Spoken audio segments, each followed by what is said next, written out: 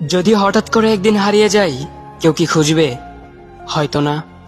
যদি আমার আইডি থেকে ভিডিও পোস্ট করা না হয়, কেউ কি মিস করবে? হয়তো না। ইনবক্সে মেসেজ আসবে কিন্তু সিন হবে না, রিপ্লাই পাবে না, পড়ে থাকবে ওইভাবেই।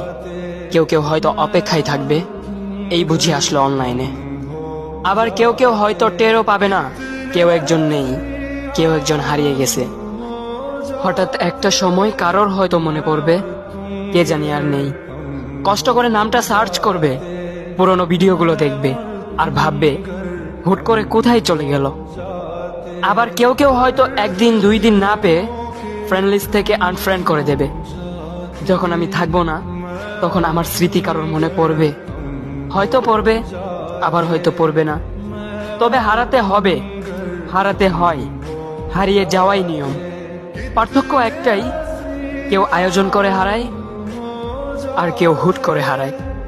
আমি না হয় হুট করে হারিয়ে যাব।